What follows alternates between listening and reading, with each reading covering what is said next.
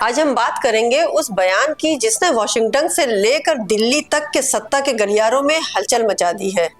America के राष्ट्रपति Donald Trump ने दावा किया है कि प्रधानमंत्री मोदी ने उन्हें रूस से तेल न खरीदने का भरोसा दिया है।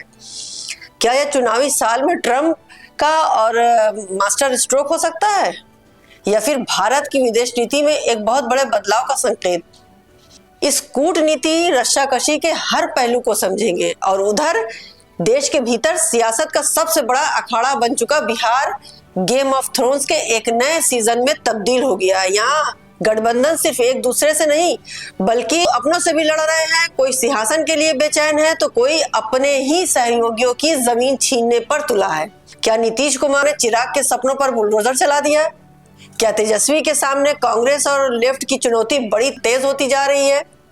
साथ ही बात करेंगे हरियाणा पुलिस के भीतर मचे उस बवंडर की, जहां 2 अधिकारियों की मौत ने पूरे सिस्टम पर सवार खड़े कर दिए। और जानेंगे दिल्ली में पटाखों पर आए नए नियम और जैसलमेर के उस दर्दनाक बस हादसे की कहानी जिसने पूरे देश का दिल दहला दिया है। तो चलिए शुरू करते हैं आज की बड़ी पड़ताल।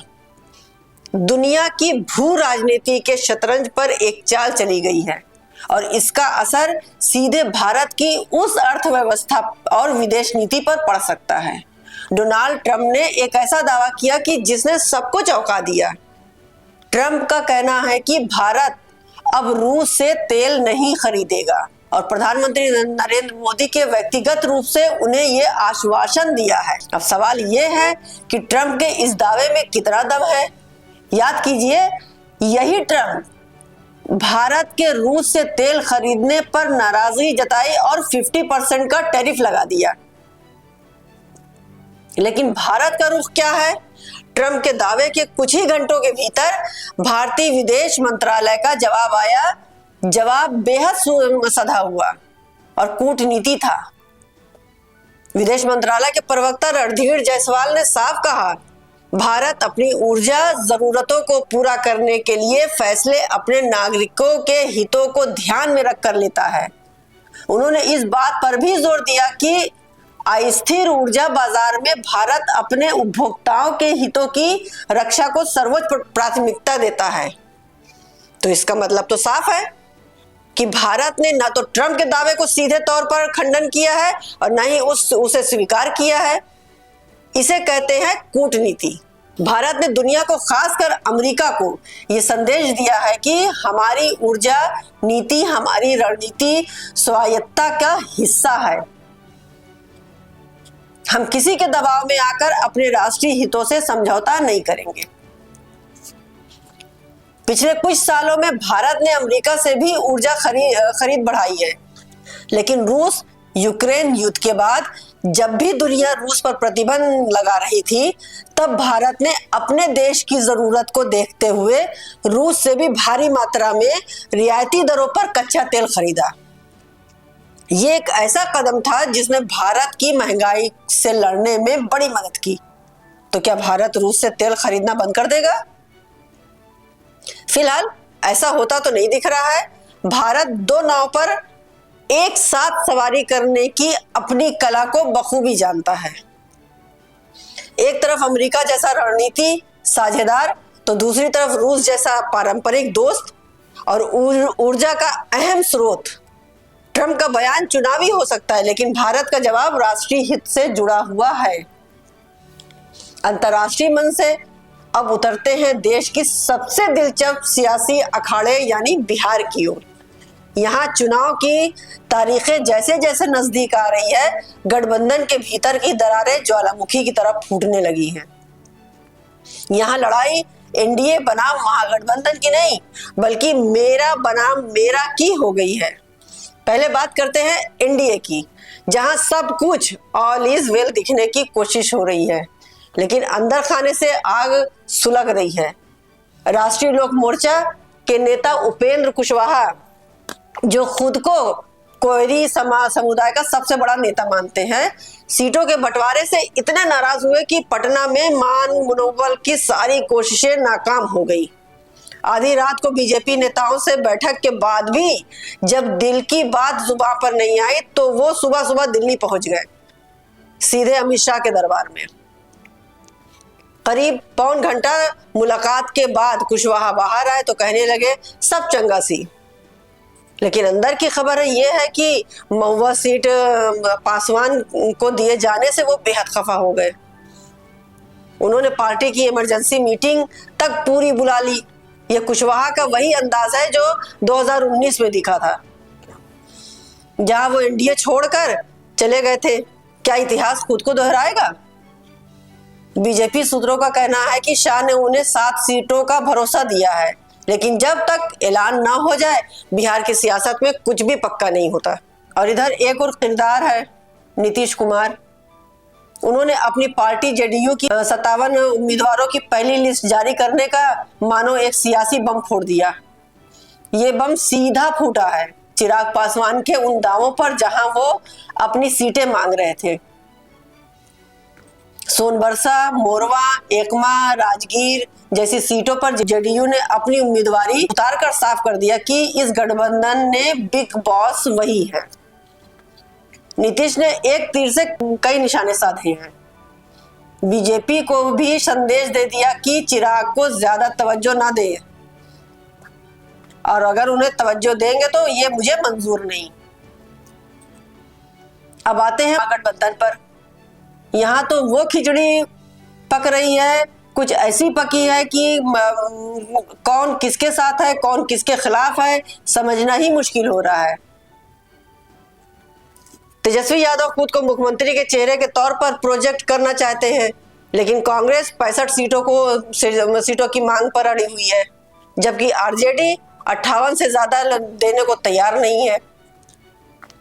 सीटों की संख्या से भी बड़ा पेच उन सीटों पर फंसा हुआ है जहां दोनों ही पार्टियां लड़ना चाहती हैं। इस लड़ाई में लेफ्ट पार्टियां भी अपना हक मांग रही हैं। पिछले चुनाव में 16 सीटें जीतकर उन्होंने अपना लोहा मनवाया था, और इस बार वो 40 सीटों पर दावा ठोक रही है। और इन सब के बीच मुकेश साहनी जो पिछली बार तेजस्वी की प्रेस कॉन्फ्रेंस से ये कहकर उड़ गए थे कि हमारी पीठ में छुरा घोंपा गया है, इस बार वो डिप्टी सीएम की पद की गारंटी चाहते हैं। अगर उनकी मांग पूरी नहीं हुई तो क्या वो एक बार फिर महागठबंधन का खेल बिगाड़ने के लिए एनडीए के पाले में चले जाएंगे? कुल मिलाकर बिहार में दोनों खेमों में शाह और मात का खेल चल रहा है। नामांकन की आखिरी तारीख सिर पर है और अभी तक किसी भी गठबंधन का घर पूरी तरह से व्यवस्थित नहीं है। यहाँ कब कौन सा किरदार अपनी वफादारी बदल ले कहना ही मुश्किल है। बिहार के सियासी घमासान से बिहार की सियासी घमासान से बिल्कुल अलग हरियाणा से एक ऐसी खबर आई है जिसने पूरे देश को झकझोर कर रख दिया है। यहाँ पुलिस सिस्टम के भीतर ऐसी गुत्थी उलझ गई है जिसने भ्रष्टाचार, जाति, लामबंदी और 2 पुलिस अधिकारियों की रहस्यमयी मौत शामिल है। एक हफ्ते के भीतर हरियाणा पुलिस के 2 अधिकारियों ने अपनी जान ले ली। पहले आईपीएस पुरन ने एक सुसाइड नोट में 13 वरिष्ठ अधिकारियों का गंभीर आरोप लगाया। इसके बाद एएसआई संदीप लाठेर ने एक वीडियो जारी किया जिसमें उन्होंने आईपीएस पुरन पर ही भ्रष्टाचार के आरोप लगाए और कुछ अधिकारियों का बचाव किया और फिर अपनी जान दे दी। दोनों मौतों का तरीका एक जैसा, दोनों ने पीछे छोड़े नोट और वीडियो, और दोनों ही मामले में परिवार न्याय की मांग पर अड़ा हुआ है। इस मामले में अब एक खतरनाक जाति मोड़ ले लिया है। इसे दलित बनाम जाट बनाने की कोशिश हो रही है। विपक्ष इसे सरकार और पुलिसिया सिस्टम का फेलियर बता रहा है। सबसे बड़ा सवाल यह है कि आखिर वो कौन सा सच है जिसे छुपाने के लिए इतनी बड़ी साजिश रची जा रही है? क्या यह सिर्फ भ्रष्टाचार का मामला है या इसके पीछे कोई और बड़ी बात और गहरी कहानी है? इस मामले की सच्चाई जब भी सामने आएगी वो हरियाणा की सियासत को और पुलिस प्रशासन में भूचाल ला देगी। और अब आखिरी में कुछ और जरूरी खबरें जिन पर आपकी नजर होनी बहुत जरूरी है। पहली खबर एनसीआर से है। दिवाली नजदीक है और हवा अभी से खराब होने लगी। इसी बीच सुप्रीम कोर्ट ने ग्रीन पटाखों को जलाने की इजाजत दे दी है, लेकिन कड़ी शर्तों के साथ। पटाखे सिर्फ दिवाली से एक दिन पहले और दिवाली के दिन, वो भी सुबह 6 से 7 और रात 8 से 10 के बीच ही चलाए जा सकेंगे। ऑनलाइन बिक्री पर पूरी तरह से बैन रहेगा। तो जश्न मनाइए, लेकिन नियमों का ध्यान रखकर।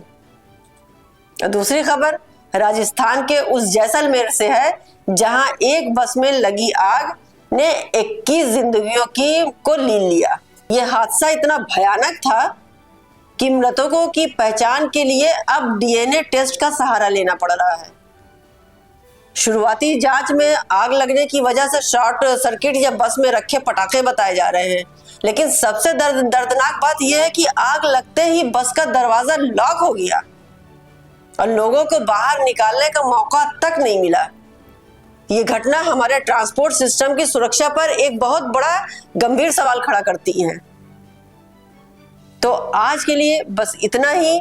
दुनिया की कूटनीति से लेकर देश की राजनीति और समाज से जुड़े हर अहम मुद्दे पर हमारी नजर बनी रहेगी।